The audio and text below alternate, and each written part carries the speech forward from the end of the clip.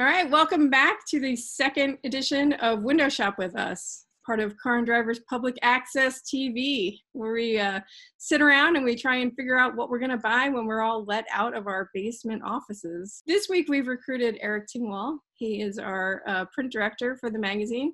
He's about to have a baby, and so he decided to give us his criteria and let us do some shopping for him. So we have got Ezra Dyer, one of our senior editors, based out in North Carolina. Casey Colwell, who's based out here in Michigan. He's a tech editor. And Tony Quiroga is making a return visit with us, based out all the way in California. All right, so real quickly, as Sharon said, my wife and I are expecting our first child. She's driving a 2008 Toyota Matrix, and it lives up to every stereotype of a Toyota. It's kind of boring. It's perfectly reliable. And so she's looking for something that gets as good or better fuel economy, so somewhere around 30 mpg. It's got to be practical for a new growing family, and it should be pretty reliable. Other than that, we're saying a price threshold of about $30,000, and then we're leaving it pretty open from there. All right, so I kind of have the unique situation of going through this exact same thing last year. I have a daughter who just turned 1, and we bought a new car. I think it was 2 weeks before we had our baby. So I feel you, Eric. It's tough, and the scary thing is that you have to get a very big car for your for the rear-facing child seat to fit without really affecting the passenger seat. So just throw that out. Like, don't even worry about it.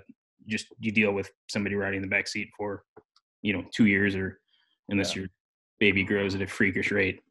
This isn't my final choice up here on the screen right now, but I am always amazed at how cheap these late E93 series are. This is what my wife had before we actually still have the car. We just loved it. But I'm just amazed that this car is 25,000 miles. It's 13 grand. That's an incredible deal.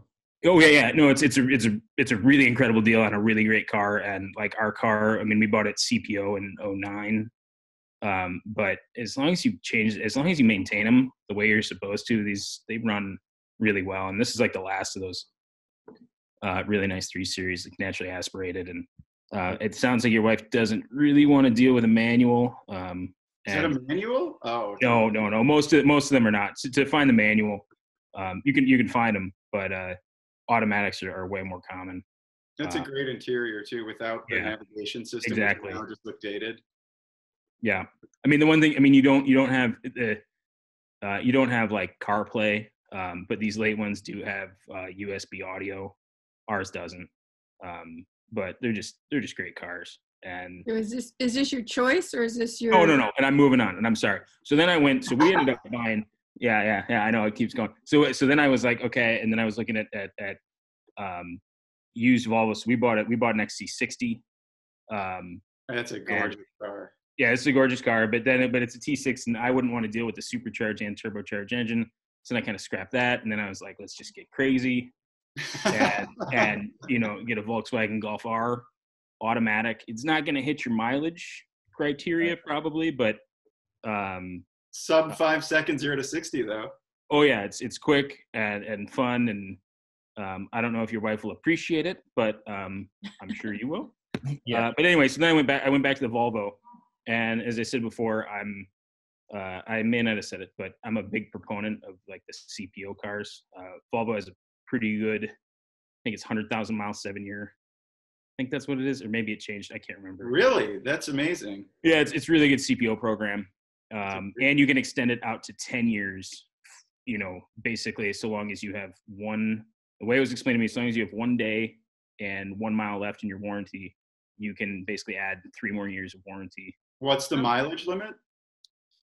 So yeah, I should have done, I think mine is different because they changed last year at some point. They changed their CPO program. But it's the basic warranty, I believe, is 7-year, 100,000. Pretty cool. I got to look that up because now. Yeah, the Germans aren't quite that good. No, it's I won't look it up. But anyway, so I settled on this one. it's a year-old car. It's 30 grand. It's got less than 10,000 miles on it. Wow. It's a new car. That always scares me though when they've depreciated that quickly. I mean, that's probably what a $50,000 car, 50. Yeah, 45. Yeah, probably all of 45. Yeah. But that's about. But you can definitely get. I can tell you can definitely get a stroller in here, and the interior is basically the same size as an XC60 as far as front seat, back seat. Has the same IP basically. Yeah. Yeah, same IP. It's got the, the best seats in the business too. Yeah, they're really comfortable seats. And my wife does love it, although she does miss her 3 Series, so she missed driving her 3 Series. All right. So I'm saying certified pre-owned Volvo S60. Okay. All right. Choice It's a number strong 1. entry. I like the choice. Okay. Choice number 2 is coming from Tony. All Tony, I'm right. going to make you. Let me There you share go. my screen here. So my first choice is an i3. Casey, does a rear-facing seat fit in the i3? No, that's the one I was trying to get on that i3 bandwagon. This is a carbon fiber car. It'll more than exceed her requirements for fuel economy. You can get a baby in it though. All the ones that I looked at were really inexpensive. I mean, this one has 20,000 miles and it's that much. This one's 20 grand and it's 21,000 miles. There's one in Toledo with 20,000 miles for 23. And there's one for 23 with 15,000 miles out here in California. The CPO warranty is 1 year over and beyond the 4-year 50,000 mile warranty. And then you can buy an additional 3 years. And what else? They're offering 1% financing and and then you get 1 year of unlimited mileage too on the warranty. So let's forget that car since the rear facing baby seat doesn't fit. And the next car is It's a pretty big thing to miss on, Tony. Well, I don't know. I don't have a baby. The E250 sedan. This is the 2.1 liter turbo diesel. Here are the specs. Diesel, though. Gas is cheap. Diesel is not. I don't care. I guess you're trying to hit my MPG requirement. Oh, exactly. That was the most important thing for me. We got a CD Observe 30. And what is the EPA number? 2438. Yeah, that was my main objective. 195 horsepower, 2.1 liter diesel, 4-cylinder, 369 pound-feet of torque. This is coincidentally what the 1976 8.2 liter Cadillac Eldorado engine made. Just a little fun fact that a 2.1 liter diesel makes as much power as that thing. So these are plentiful, and Mercedes also offers a CPO program. You get 1 year over the 4-year 50,000 with unlimited miles. You can buy another 3 years, and they even offer a 7-day, 500-mile cool-down period. So if you don't like the car, you can bring it back. This is a CPO one for 29, and one with similar mileage, 19,000 miles, 4-year-old car, 26 grand. This is a non-CPO. So you can kind of see the value of the CPO. And the CPO programs kind of check out the car, the tires. I mean, it depends on how involved the dealer is. I've looked at CPO cars that didn't have very nice tires on them, and it's all negotiable. Last car, A7 TDI. Eric, I think you went on the press launch of this car. I did, yeah, in Washington, D.C. You wrote the story. So 240 horsepower, 428 pound-feet of torque, 0 to 60 in 6 seconds. 2438, another CD Observe 30. $68,000 car, probably 80 as it sat. And yours for 28.9. This one's not eligible for CPO, unfortunately. So yeah, you don't get a CPO car, but you get one hell of a car for that much money. And you can get a baby in it.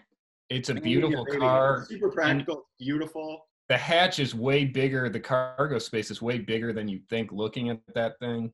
It's a big car. I was looking at A7s last night. Yes. Hey, but Tony, see if you can get a shot of the back seat. Is there a shot of the back seat from there? Let me look. Yeah, I like the low mileage stuff because, used cars are kind of like used clothing. Sure, the previous person might have kept everything clean, but you're still buying somebody's funky, dirty underwear. And the less they wore it, the better, I think. See, here's my concern. I don't think they have a backseat image, do they? There you go. There it is. Okay, all right. Because often with the Audis, they've got a lot of like big, stuff in the middle, but you could put the baby seat in the middle there. Seems fine. But that still doesn't seem like a ton of room for a rear-facing car seat. I think this seat's pretty far back. And A7s are big. A7s are pretty big. Yeah, that's true. I've been through it. You have to get like a Range Rover in order not to affect the front passenger seat. All right, So nice those choices. are my choices.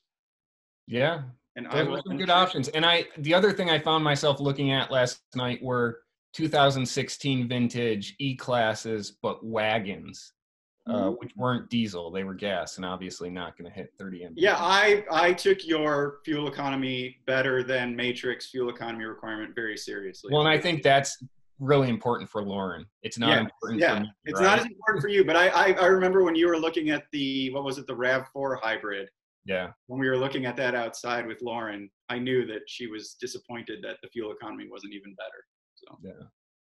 All right, nice choices. Your i3 choice though reminded me of the car that we had when my daughter was born. It was a 97 RAV4 or something, and it was a 2-door. We had to bring in my daughter we'd open up the back door and bring her in through the hatch, which was so much fun with a newborn.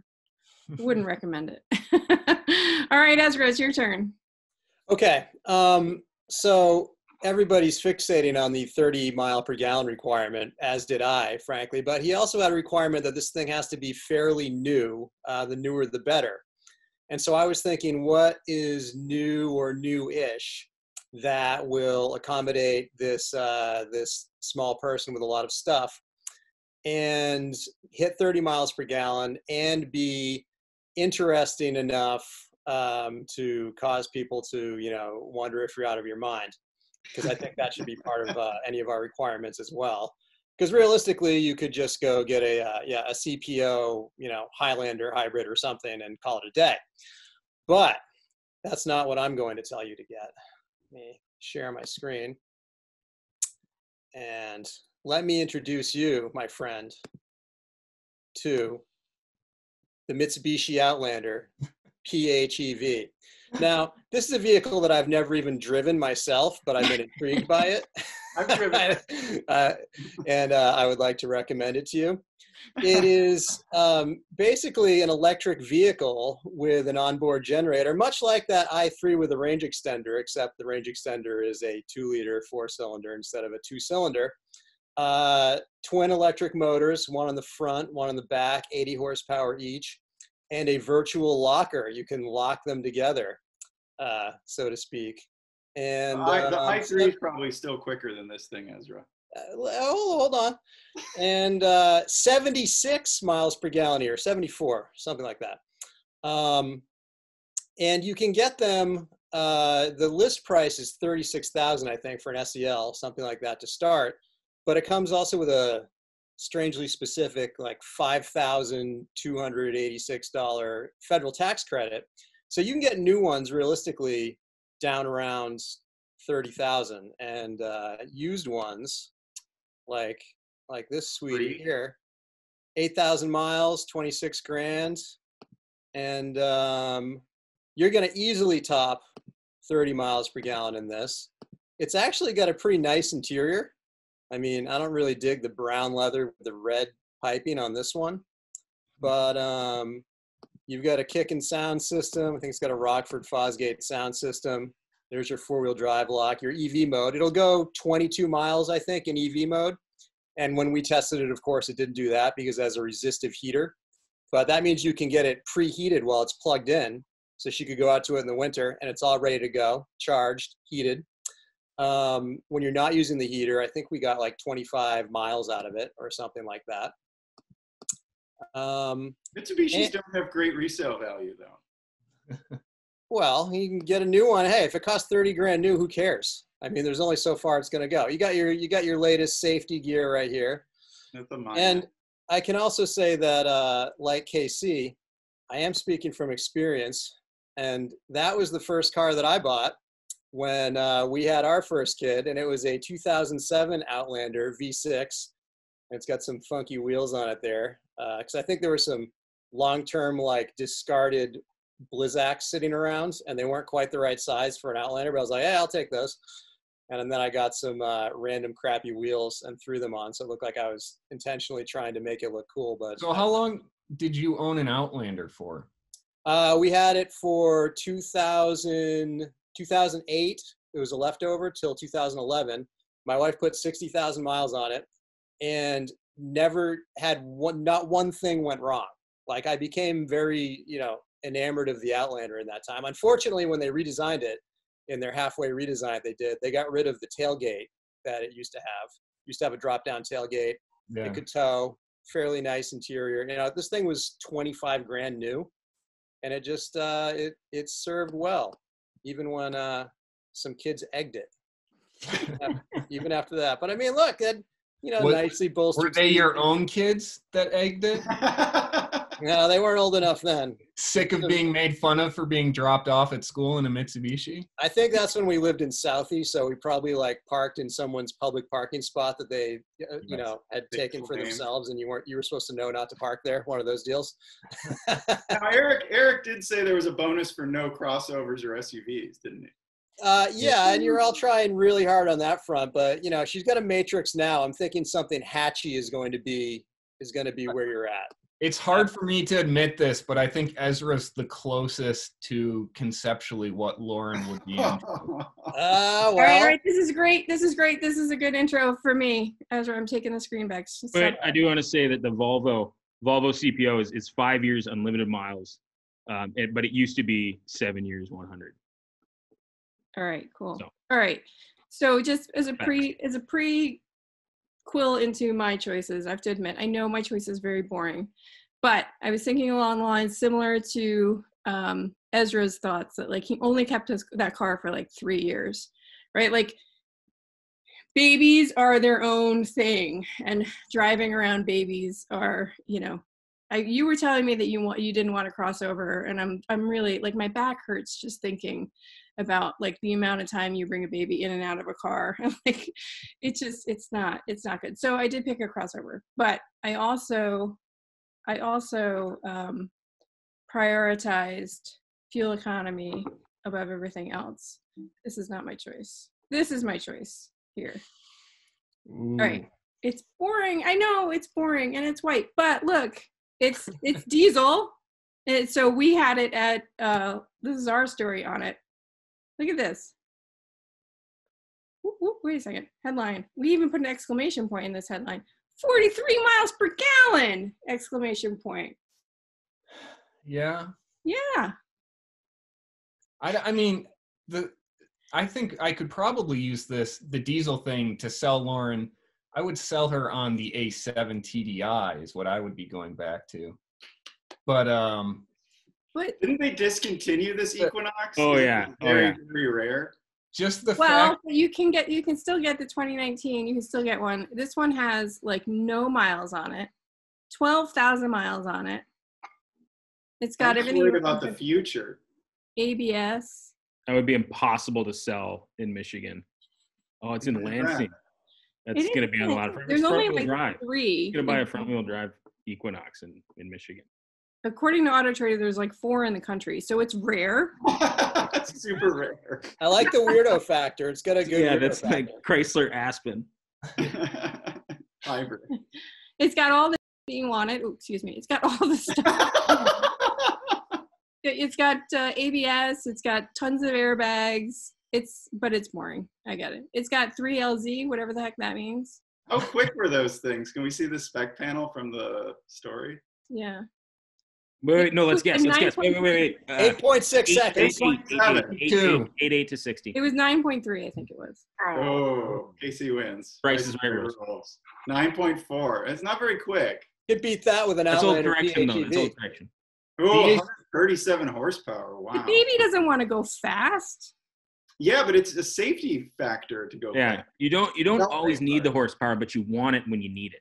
Yes. That might be slower. This is the Gulfstream G550 argument. That may be slower to 60 than the Matrix is. It probably is. Okay, backwards progress. We got an observed 34. That's not bad for us. Well, on highway it's 43. Yeah. 75 Cruise. That's solid. Well then, so like sticking with diesels, then my second pick was a Mazda diesel. I don't think I actually found one. Are they under 30 yet, or around 30 yet? They're around 30. You know, well, you can get one like They're- around 35, which is kind of goes over. And like I was looking at our reviews, we were kind of not. We were like, it was so highly anticipated, and like then we were just kind of like meh on it when it actually came out. So How are those for rear seat babies?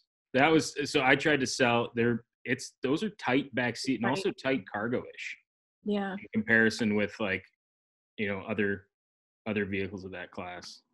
they're not as good as you would think. Not all crossovers are sort of made the same, right? I think the Equinox, the GM ones and the Equinox, like they're roomier. Yeah, that second generation Equinox is pretty big inside. It's pretty Yeah. spacious, wide and long.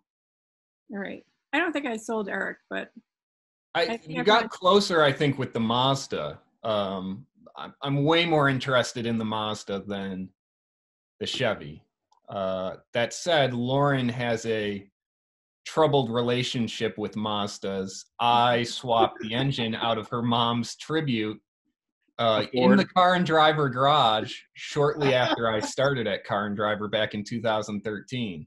Yeah, but that was a Ford. Yeah, that was a Ford. It was a Ford, right? But Didn't you swap 2 engines out of that car? no, I only did it once, but it only lasted like another year and a half before something else grenaded in They killed it. the new engine. Yeah, a lot of good choices out there. I like the idea of a Volvo CPO car a little bit because I think that the confidence of having a warranty there would go a long way to making me feel at ease. And Ezra definitely deserves a nod for coming up with something that was not on my radar at all. And it's pretty close to, I think, what we might end up with. We've been talking a lot about a Honda CR-V hybrid. That's a 38 mpg combined car. But I'm going to pick Tony's A7 TDI as the winner. That is a really good looking car. It's fun to drive, and it still hits the MPG mark. The TDI wasn't really on my radar in the shopping I've been doing lately. And you went to the press launch. I have that story to tell as well. So that's my pick. Now it's my job to go sell my wife, Lauren, on the A7 TDI.